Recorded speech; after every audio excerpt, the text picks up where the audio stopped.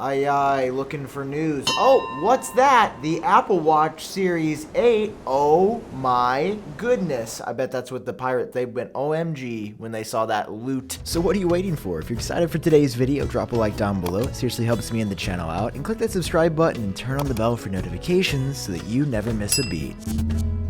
Yo, what's up guys? Sam Cole here, your favorite Apple news boy, back with 3 videos in 3 days. Who is this guy? Is this even iUpdate? It is, because I upload frequently, not just when I have a sponsor, unlike that scumbag John Prosser. But first, may I start off with a question for you guys, but more importantly, a question for Apple. Hey guys, where's that self-service repair program that you promised in November of 2021? If you guys are like me, you probably almost forgot that Apple announced a major stance on right to repair change, where they were like, hey, instead of making you go to an Apple provider and even restricting those, we're just gonna let you buy iPhone parts and put the manuals online for you to repair your stuff yourself. Literally everyone was happy. We were like, this is what we've been asking for. This is amazing. There's gonna be an official parts catalog. Like, this is awesome. And now it's 6 months later. Listen, I've been looking for more information. I've reached out to Apple PR about this, and I have gotten nothing back. They have not said a single word about the new self-service repair program. It's just the same press release that says, yeah, it's gonna launch in early 2022. I mean, I don't know how you guys feel, but considering the fact that we're 6 months in and we haven't heard anything, it makes me a little concerned, because early 22, when the program was said to launch, that was yesterday. Listen, that term is loose intentionally in the press release, early 2022, but for me that means the first 3 months of the year. It is now mid-April, and again,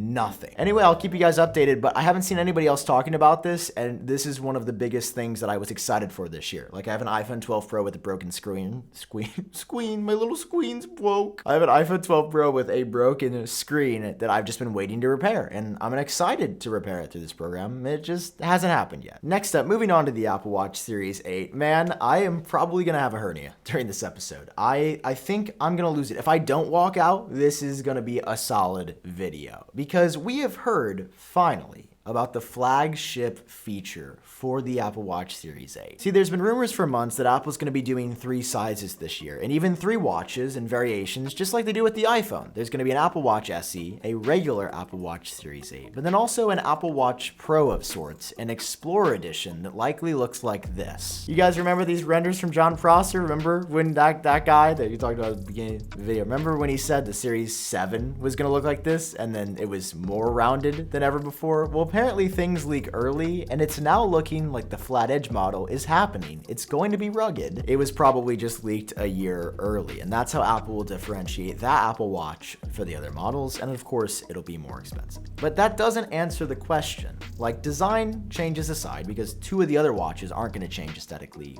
what's the big upgrade coming? Well, according to this latest report from Mark Gurman, it is going to be a temperature sensor. Apple is trying to put a thermometer / temperature sensor in the Apple Watch Series 8 that will tell you your temperature. But the thing is, it won't actually tell you your temperature, and if you're a man, then you can't use it at all.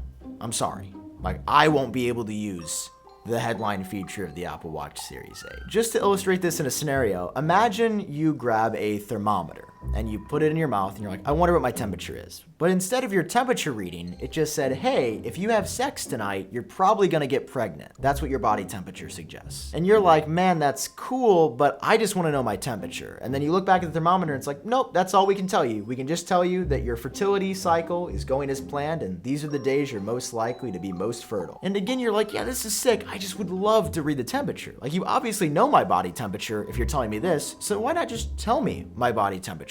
And then the thermometer's like, no, we can't do that. Sorry, this is all I can do. You'd probably be like, what the f is wrong with this thermometer? Because that's not what a thermometer is supposed to say. A thermometer is supposed to tell me my temperature. Man, I'm sure glad the Apple Watch Series 8 isn't gonna work like this. Man, I'm so excited that Apple wouldn't do that. They wouldn't build something for a specific case scenario with the underlying technology able to do so much more, but lock it down in software, would they? Man, wouldn't it be crazy if Apple did that? that would be so crazy if they were like, hey, temperature in the Apple Watch Series 8, but women only and only for women fertility. Nothing else. You can't do anything else with it, just for fertility of women. Introducing the next generation of Apple Watch.